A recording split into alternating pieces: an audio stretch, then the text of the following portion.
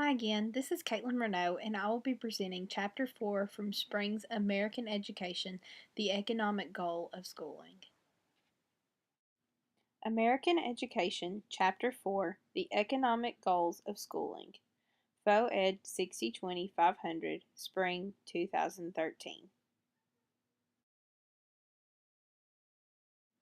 Chapter 4 topics will include human capital theory, Horace Mann's views of human capital theory and schooling, the war on poverty, schooling and the global knowledge economy, school curriculum and the global economy, lifelong learning, investing in schools, preschool, the Perry Preschool Study, child rearing, family learning and school success, and the bibliography.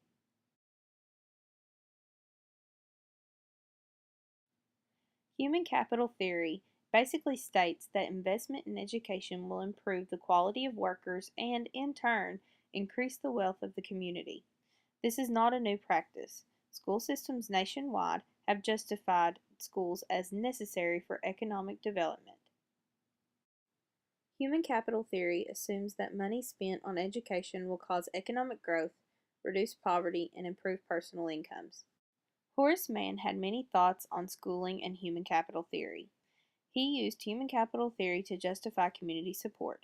He also believed that public schooling would increase the wealth of the community and even people without children would benefit economically from schools. He also felt that schooling would also eliminate poverty by raising the wealth of the community and preparing everyone to be successful. Teaching our students to constantly be better is very important. Even though I don't have children of my own to invest in at the moment, I know that my taxes that I'm paying are going to benefit the children that are going to run one day my community and one day my schools and possibly teach the children that I have. So I know that education is very important. And in fact, I agree completely with Mann in the fact that we need to continue to teach the next engineer. Human capital theory gave way to the war on poverty in the 1960s. This resulted in many preschool programs, such as Head Start, the preschool program on TV, Sesame Street, and school programs to eliminate poverty.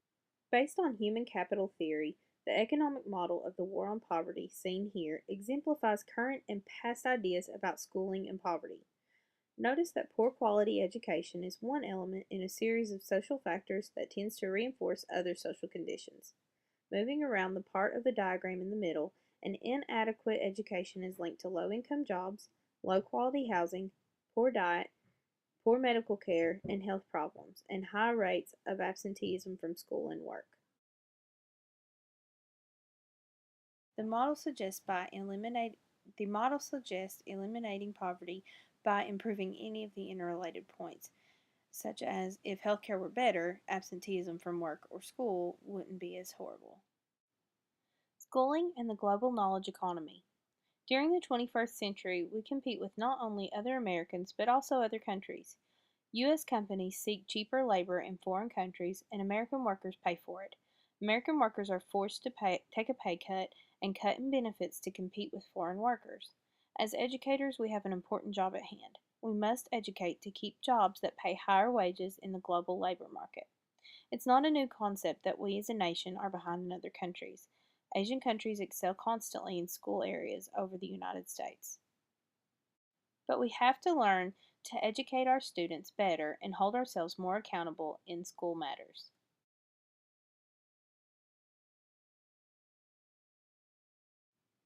In 1983, this became a national issue when a report called A Nation at Risk was published. It blamed poor academic quality of American public schools for causing lower rates of economic productivity than those of Japan and West Germany. It also blamed schools for reducing the advantage that the United States had over the technology field. Its solution was for our nation to redirect focus and rededicate our attention to the reform of the education system. Both Republican and Democrat candidates run on a platform about education and linking it to economic growth in the global economy, even today.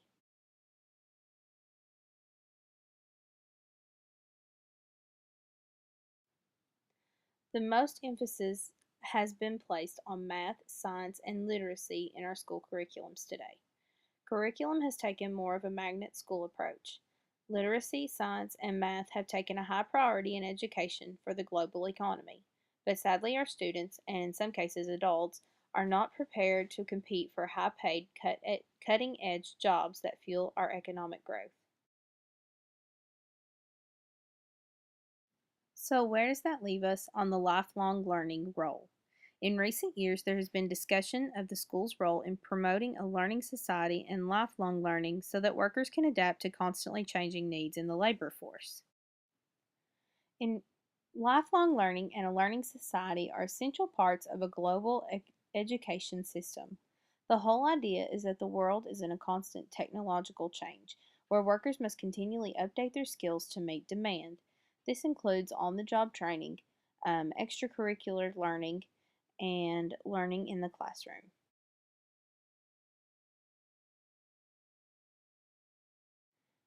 An argument has been made that there are not enough jobs in the knowledgeable economy to absorb school graduates into skilled jobs, and demand for knowledgeable workers has not occurred. This has never been more true than in the educational workforce. Many schools have a large teaching program and turn out many degrees a year in the education field. Unfortunately, there isn't always a job available for every graduate. So the question becomes, are jobs really linked to getting more schools? The answer to this question is unfortunately a two-sided coin. If we instill a sense of work ethic in students now, we can show them how much greater the payoff will be. But on the other hand, it doesn't always pay off on jobs where there is on-the-job training.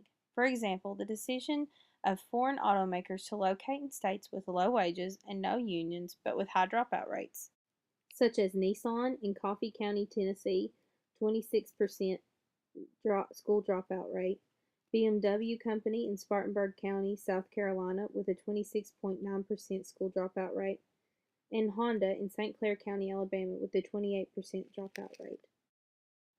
Although preschool and other programs can be effective, it all goes back to environment. Home environment makes such a difference in a child, no matter what age or grade they are. Child rearing has been quite a social debate for years.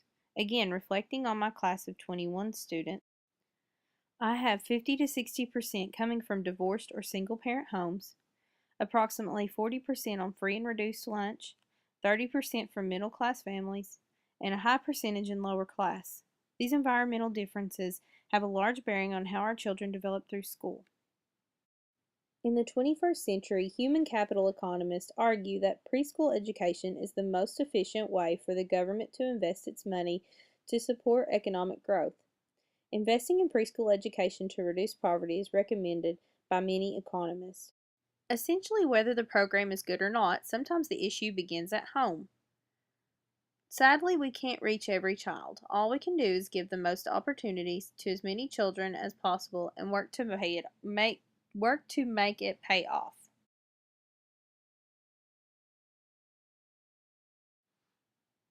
With all these different programs to help grow our children in education, are we in fact spending too much money on our children?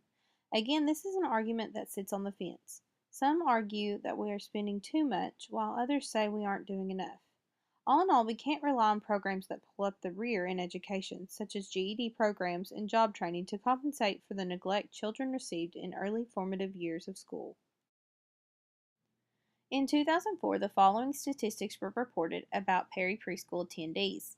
More of the group members who received high quality early education than the non program group was employed by age 40. Group members who received high quality early education had median annual earnings more than $5,000 higher than the non program group. More of the group members who received high quality early education owned their own homes, and more of the group members who received high quality early education had a savings account than the non program members.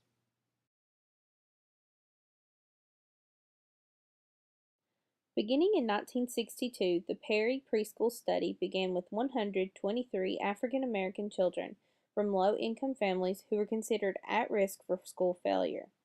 They had low IQs and were borderline mentally impaired with no organic deficiencies that might cause impairment. A longitudinal follow-up tracked students through the third grade, or age 8, for intellectual development. school achievement, and social maturity. Another study included the children and families in the cohort group from age 8 to age 15 with an emphasis on intellectual development, school achievement, and family attitudes. Participants were studied after leaving school until age 19.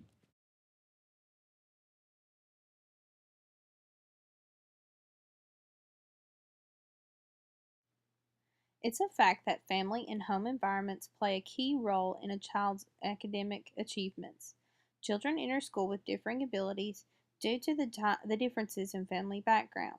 Sadly, these differences play a key role in the way a child develops in education. This is a concept of social and cultural capital.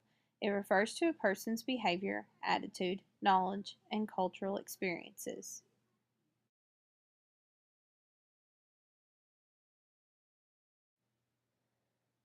Differences in child rearing between working and middle class families show that middle class families consciously intervene in their children's lives to develop their talents, whereas working class families often have a more laissez faire or hands off attitude, allowing their children to grow without much intervention, except for attending to their basic needs. Family learning really does have a complete barrier on school success.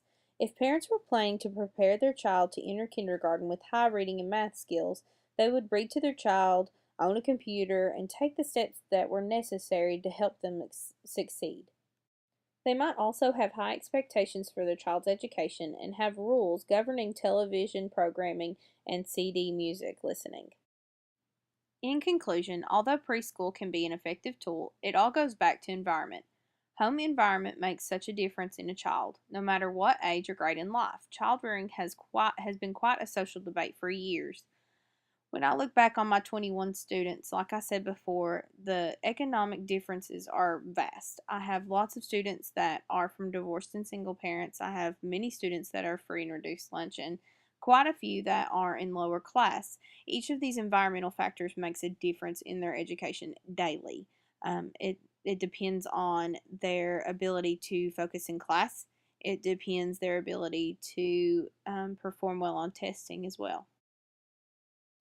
Thank you again for looking at my review of Chapter 4 in Spring's text on the economic goals of schooling.